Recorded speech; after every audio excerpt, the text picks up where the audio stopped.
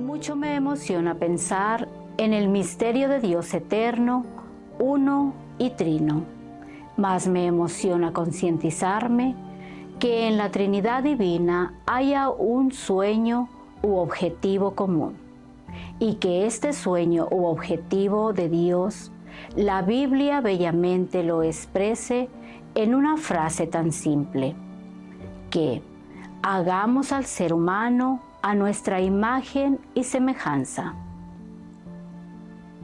Me conmueve hasta el alma constatar que para lograr su objetivo, Dios haya detonado la creación, el origen de todo. Más tarde, el llamado Big Bang.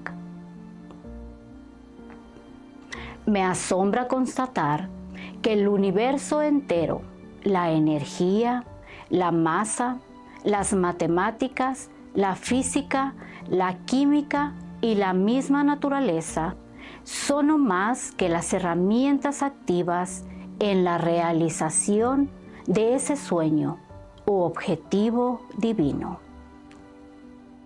Así es que la energía es la masa multiplicándola por la velocidad de la luz al cuadrado. Y el viejecito dice, no, mi querida familia, eso no es una ecuación de matemáticas ni de física, es una preciosa carta de amor. Hagamos al ser humano a nuestra imagen y semejanza. Y esa nuestra imagen y semejanza va tomando forma.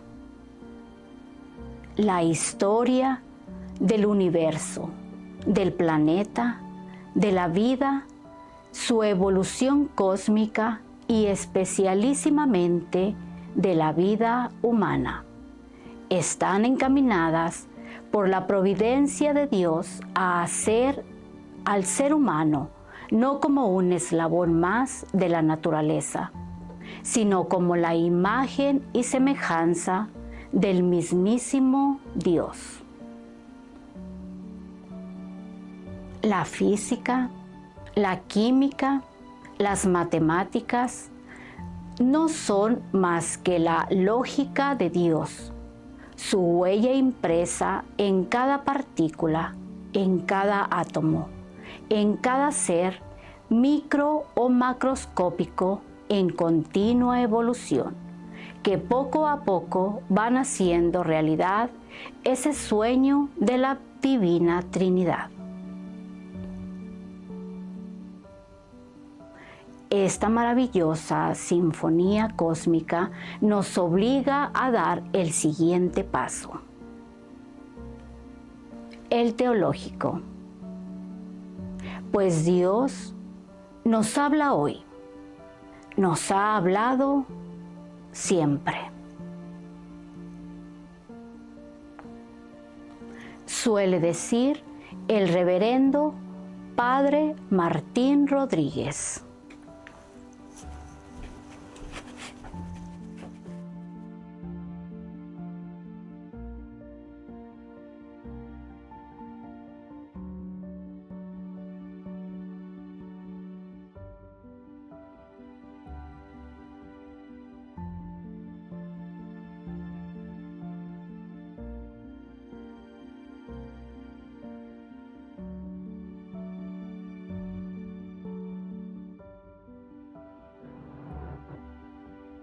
¿Qué es el ser humano? ¿Es ese ser humano que se deja llevar por los instintos de comer? ¿O es alguien capaz de incluso ir en contra de esos instintos y es capaz de sublimarlos? ¿O darle un sentido religioso, sublime a sus instintos? El ser humano es ser humano desde que es ser humano. El estudio del hombre abarca principalmente cuatro grandes ramas. Una sería la antropología biológica o la antropología física. La antropología biológica se centra principalmente en los aspectos físicos, medibles, mensurables, comprobables. Sin embargo, esto no basta para explicar lo que es el ser humano. La antropología arqueológica, que intenta explicar lo que es el ser humano, sus inicios y cómo ese ser vino a ser diferente de todos. Para lo cual se va a valer principalmente de la arqueología, con sus métodos, con sus limitaciones, pero también con sus grandes aportes. Podríamos también distinguir una antropología lingüística, es decir, el ser humano se distingue de todos los demás seres en cuanto que éste es capaz de elaborar un lenguaje de comunicación. Un lenguaje de comunicación diferente de los demás. Un lenguaje que exige precisión, desde mi punto de vista, es uno de los grandes esfuerzos por exteriorizar su pensamiento, sus anhelos, y también penetrar en el conocimiento de los demás y entenderlos de alguna manera. La palabra entenderlos o entender tiene un origen etimológico muy interesante. Viene de dos palabras en latín, una que es inter y la otra es legere. Inter legere, leer el interior de la naturaleza de las personas, capaz de querer penetrar en aquello que no es el mismo, aquello que es el mismo, y sobre todo en la concepción de seres desconocidos, pero absolutamente superiores a él. Antropología social, una antropología que nos distingue a unos seres humanos de otros, que nos hace interactuar y entendernos, ir entretejiendo estos vínculos entre estas cuatro ramas de la antropología, nos hace entendernos, comprendernos. El hecho de que tengamos un lenguaje pensado y convencional es verdaderamente algo diferente a todos los demás seres vivos. Cada uno de nosotros somos seres de cultura, somos seres que hemos cultivado todo nuestro ser. No es que no tengamos instintos, sí los tenemos, pero somos capaces de manejarlos y llevarlos.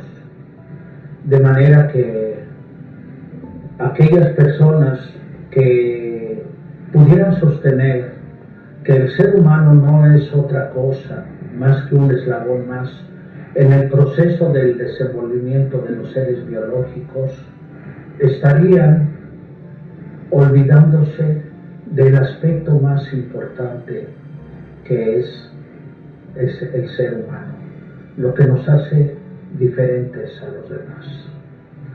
¿Qué es el ser humano? Pregunta insoslayable, para que no nos confundamos, como hoy en nuestra sociedad.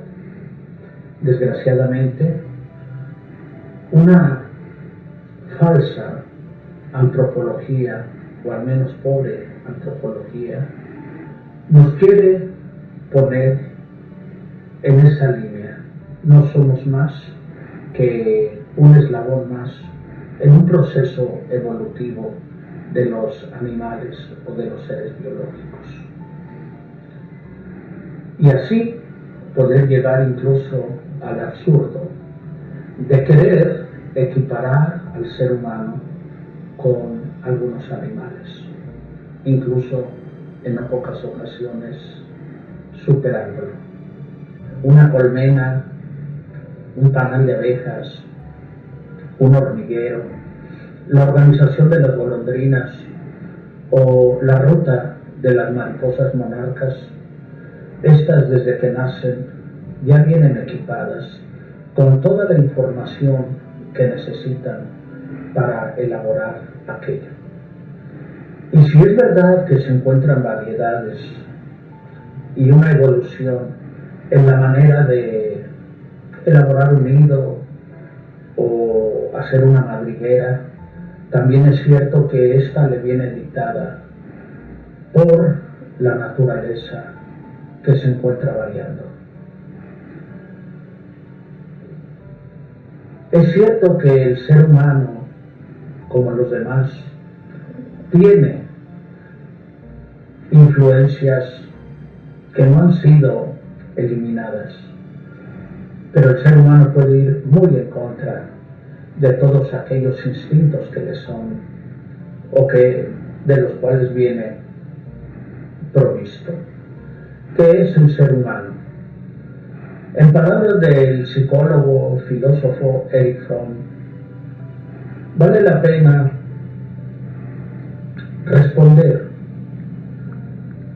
y decir, como lo dice él en la conclusión de su libro Psicoanálisis de la sociedad contemporánea, termina diciendo que el ser humano es un producto raro de la naturaleza, que surgió de la naturaleza habiendo perdido la mayor parte de sus instintos y viéndose incluso limitado a aquellos instintos de supervivencia, de arraigo, que le podrían haber sido garantía de una defensa en el ambiente hostil en el que se iría desarrollando. ¿Qué es el ser humano? Un producto raro de la naturaleza. Sí, habiendo perdido un gran equipo de instintos, pero habiendo desarrollado la imaginación, la inteligencia, con una realidad tremendamente impensable. Crear un mundo virtual en su mente y utilizar sus facultades, sus fuerzas y su entorno para transformarlo y hacer realidad aquello que en su imaginación ha habido. El ser humano se ha observado a sí mismo con limitaciones, pero no se ha quedado subordinado a esas limitaciones. Al contrario, le ha nacido un espíritu rebelde. Si ve a los pájaros volar, los sueños por volar no lo han dejado descansar ni dormir a lo largo de la historia. Y esos sueños de volar han estado presentes desde que el ser humano capta sus limitaciones y es capaz de soñar con aquellas virtudes y realidades que admira en los animales. Se vestirá de pájaro sin poder lograr volar. Sin embargo, mediante el desarrollo de la ciencia y de la técnica, llegará a superar con creces esa realidad.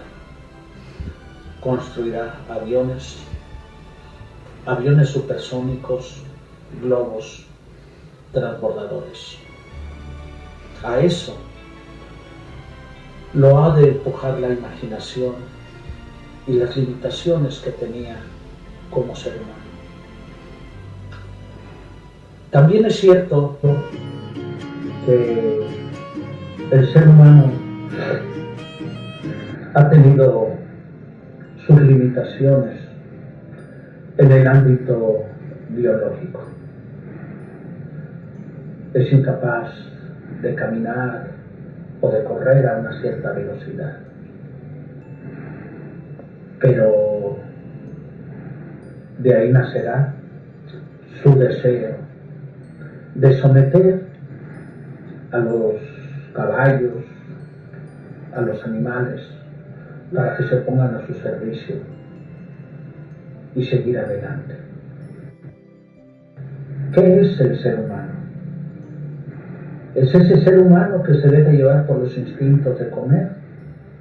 ¿O es alguien capaz de incluso ir en contra de esos instintos y es capaz de sublimarlos y ofrecer sus alimentos por el pobre, o darle un sentido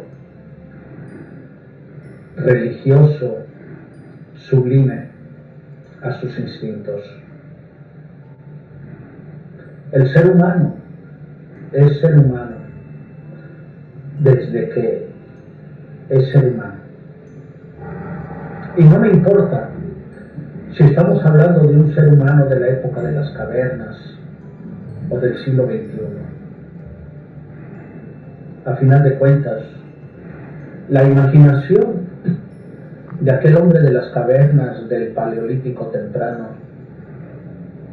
por hacer una punta de flecha, serán las mismas alegrías, serán las mismas motivaciones que harán hoy al ser humano crear un tractor o una granja de vacas o de avestruces.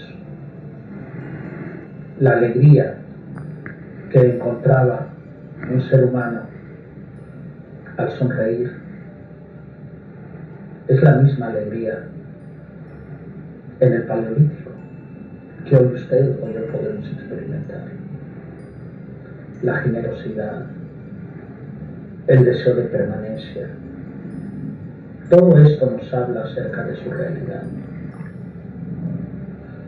El ser humano lo podemos definir desde mi punto de vista como un ser de cultura, y a todos los demás animales como seres meramente de instintos.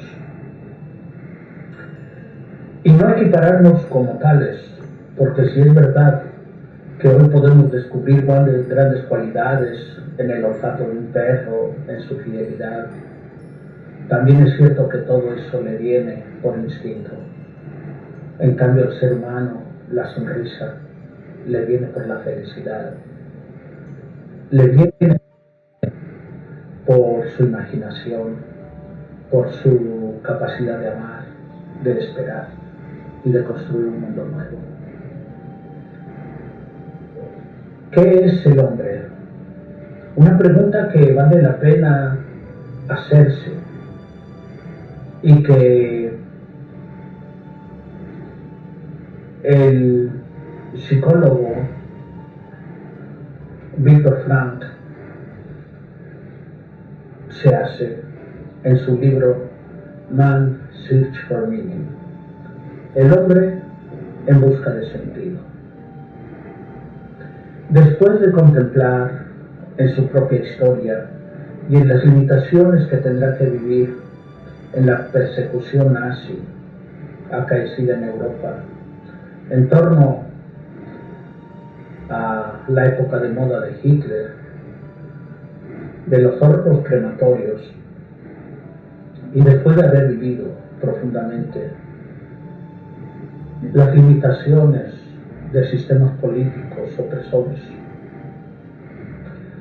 al contemplar el exterminio de seres humanos por nada o por ideas que alguien llevaba, terminará diciendo: el ser humano es ese ser capaz de construir los hornos crematorios para meter, asesinar y acabar con sus oponentes.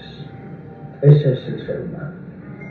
Pero también dirá: ese es el mismo ser humano que es capaz de entrar a los hornos crematorios diciendo: Shema Israel, o capaz de decir, Padre nuestro que estás en el cielo, santificado sea tu nombre.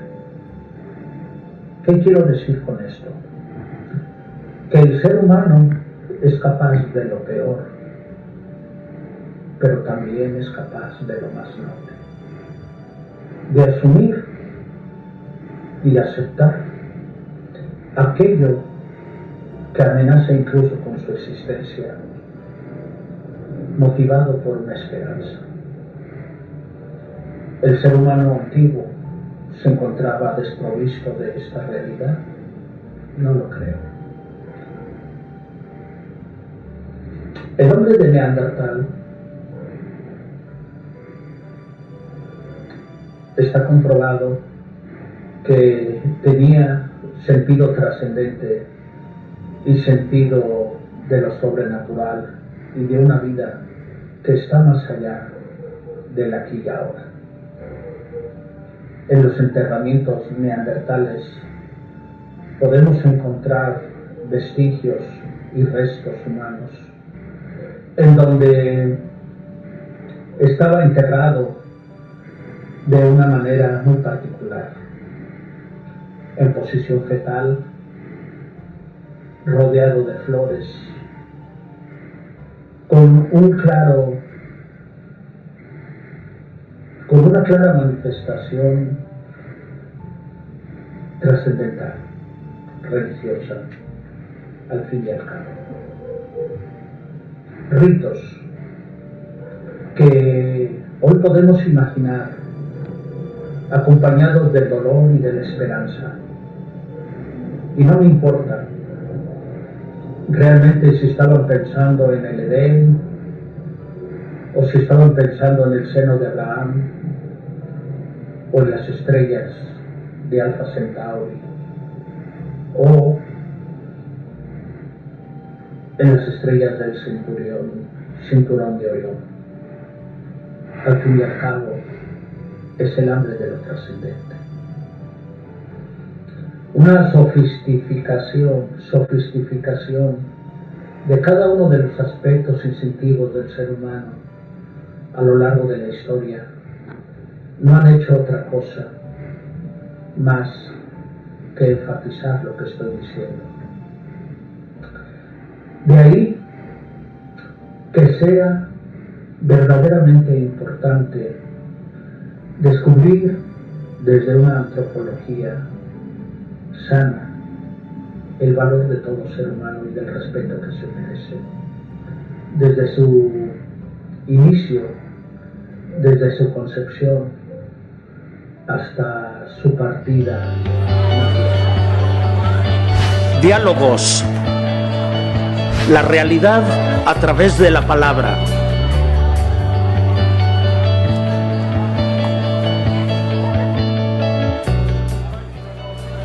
El problema es que la realidad no es como es, sino como se vive.